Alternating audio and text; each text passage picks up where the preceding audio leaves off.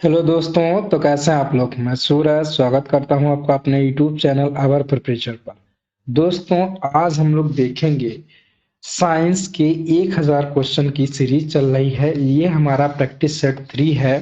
तीन practice set number 3 है और इसमें हम लोग क्वेश्चन 51 से 75 तक करने करेंगे। तो दोस्तों, आइए शुरू करते हैं। इससे पहले आप अगर हमारे चैनल पर नए हैं तो आप हमारे चैनल को सब्सक्राइब करें, हमारे वीडियो को लाइक एंड शेयर करें।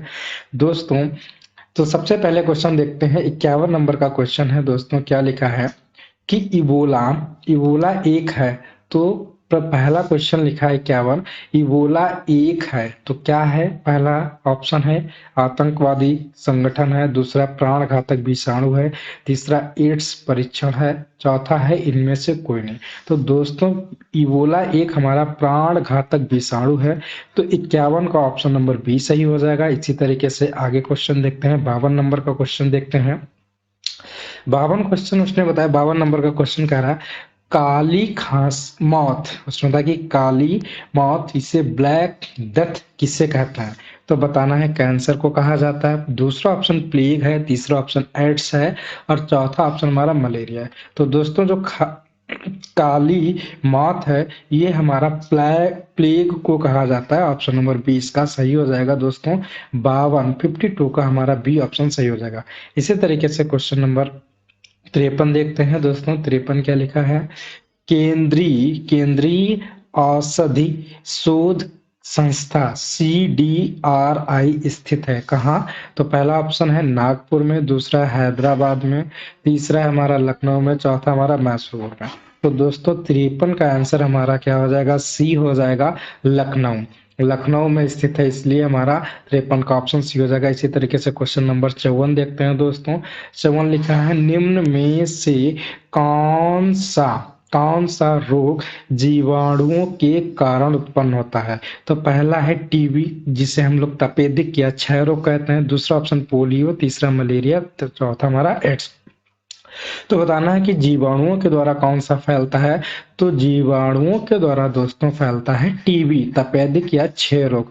तो 54 क्वेश्चन का हमारा ए ऑप्शन हो जाएगा। इसी तरीके से आगे बढ़ते हैं। दोस्तों, लिखा है कि मायोपिया क्वेश्चन नंबर 55 कह रहा है मायोपिया किस अंग का दोष है। पहला ऑप्शन हृदय का, दूसरा ऑप्शन नाक, दूसरा ऑप्शन है कान का, तीसरा ऑप्शन है नेत्र का, चौथा ऑप्शन है फेफड़े का। तो दोस्तों, जो मायोपिया जिसे हम लोग निकट दृष्टि दोष कहते हैं, तो ये हमारा नेत्र का क्या है, दोष है।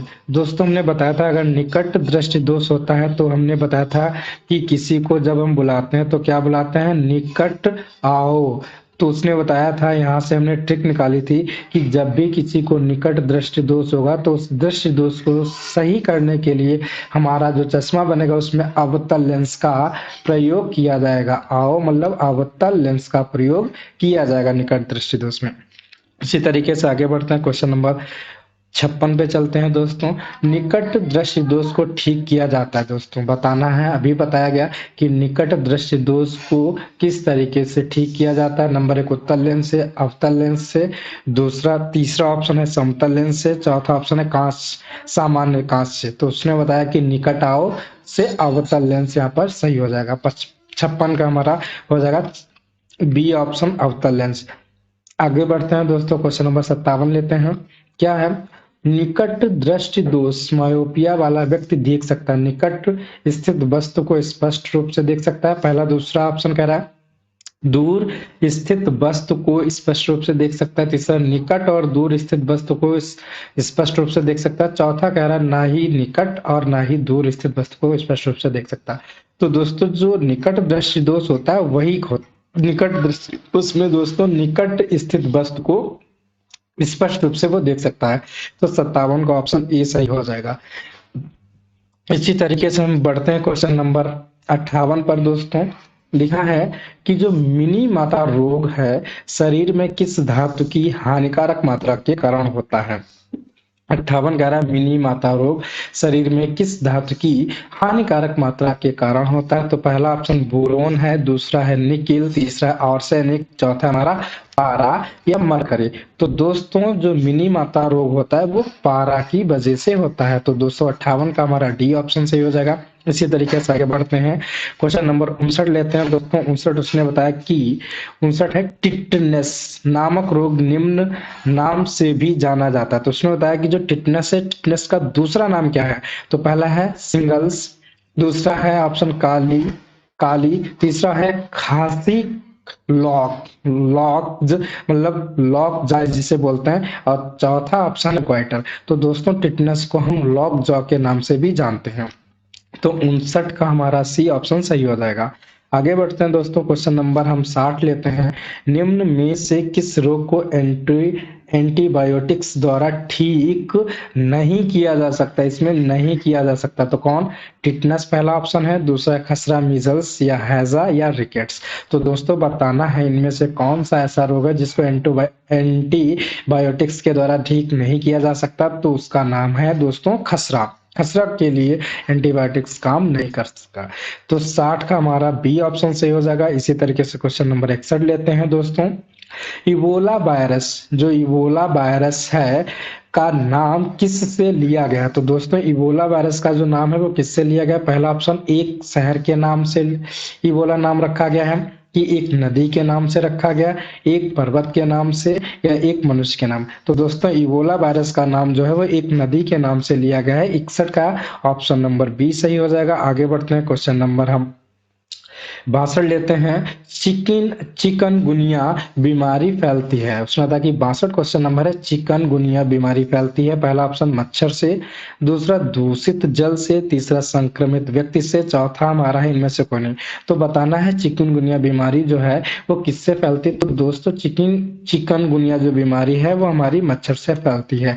तो 62 का हमारा ए ऑप्शन सही हो जाएगा दोस्तों। इसी तरीके से हम आगे बढ़ते हैं, क्वेश्चन नंबर लेते हैं 63।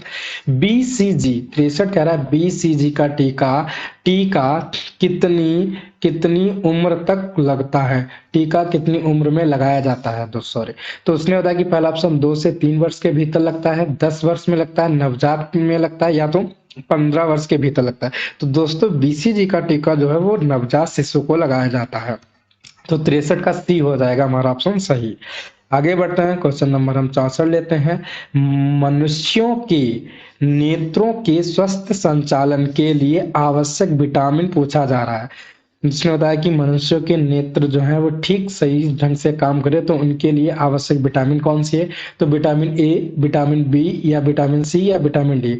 तो दोस्तों क्या होता है, एक ट्रिक बनाई है विटामिन ए। तो उसने बताया कि यहाँ पर क्या है, जो विटामिन ए है वो मनुष्यों के नेत्रों के लिए क्या होता है, बहुत ही उपयोगी माना जाता है। जैसे ए फॉर होता है अंधरा, अगर हमारे अंदर अंधरा है ना, अगर हमारे अंदर विटामिन ए की कमी हो जाएगी तो हमारे अंदर अंधरापन आ जाएगा, कह सकते हैं हमें दिखाई देना कम हो जाएगा, या हमें नाइट ब्लाइंडनेस की बीमारी हो जाएगी। तो ए फॉर अंधरा याद रखेंगे। इसका मतलब यहाँ पर नेत्र, मनुष्य के नेत्रों के स्वस्थ संचालन के लिए आवश्यक विटामिन कौन सी है? विटामिन ए, ऑप्शन ए सही हो जाएगा। इसी तरीके से क्वेश्चन नंबर हम 65 लेते हैं। प्लेग जो है वो किस से फैलता है, ये बताना है। 65 क्वेश्चन नंबर का रहा है, प्लेग किस से फैलता है? जीवाणुओं से फैलता है, प्रोटोजोआ से फैलता है, विषाणुओं से फैलता है, या उपयुक्त सभी? तो दोस्तों बताना है कि जो प्लेग है वो किससे फैलता है? तो प्लेग दोस्तों जीवाणुओं से फैलता है। क्वेश्चन नंबर 65 का ए ऑप्शन सही हो जाएगा। इसी तरीके से हम आगे बढ़ते हैं, क्वेश्चन नंबर 66 लेते हैं। क्वेश्चन नंबर 66 उसने बताया इनमें से कौन सा जीव सांस लेने के लिए अपनी त्वचा का प्रयोग करता है? उसने बताया कि इनमें से क्या, पहला ऑप्शन है केचुआ, दूसरा है टिड्डा, तीसरा हमारा चमगादड़, और चौथा हमारा है मगरमच्छ। तो दोस्तों इनमें से कौन सा जीव है जो अपनी स्किन त्वचा से सांस लेता है? तो उसमें आ जाएगा हमारा केचुआ, जिसको हम अर्थवर्म भी कहते हैं इंग्लिश में। तो दोस्तों 66 का हमारा ए ऑप्शन सही हो जाएगा। इसी तरीके से आगे बढ़ते हैं, क्वेश्चन नंबर 67 लेते हैं। 67 ये कह रहा है कि प्रकाश की किरण गमन करती है तो बताना है। पहला एक सीधी रेखा में, दूसरा ऑप्शन टेढ़ी रेखा में, तीसरा किसी भी दिशा में, चौथा हमारा बताए इनमें से कोई नहीं। तो दोस्तों प्रकाश की जो किरण है वो एक सीधी रेखा में गमन करती है। 67 का ए ऑप्शन सही हो जाएगा। आगे बढ़ते हैं दोस्तों, क्वेश्चन नंबर 68 लेते हैं। उसमें होता है कि प्रकाश का वेग न्यूनतम होता है। बताया है, क्वेश्चन कह रहा है कि बताना है कि प्रकाश का वेग न्यूनतम होता है किस माध्यम में? निर्वात में, दूसरा ऑप्शन जल में, तीसरा हमारा वायु में, चौथा ऑप्शन है कांच में। तो दोस्तों प्रकाश का जो वेग है वो कांच में क्या हो जाएगा? न्यूनतम हो जाएगा। 68 का डी ऑप्शन सही हो जाएगा। इसी तरीके से आगे बढ़ते हैं, क्वेश्चन नंबर 59 लेते हैं, सॉरी 69 लेते हैं। उन्होंने बताया कि मोटर गाड़ी के चालक के सामने, जिससे वो सामने को देखता है, ये वो वाला दर्पण की बात नहीं कर रहा जिससे वो पीछे आने वाली गाड़ियों को देखता है। तो यहाँ पर लिखा है मोटर गाड़ी के चालक के सामने कौन सा दर्पण लगा रहता है? सामने लगा रहता है, क्या लगा रहता है? पहला ऑप्शन समतल दर्पण होता है, उत्तल दर्पण होता है, अवतल दर्पण होता है, या हमारा कैसा होता है? उत्तल लेंस होता है।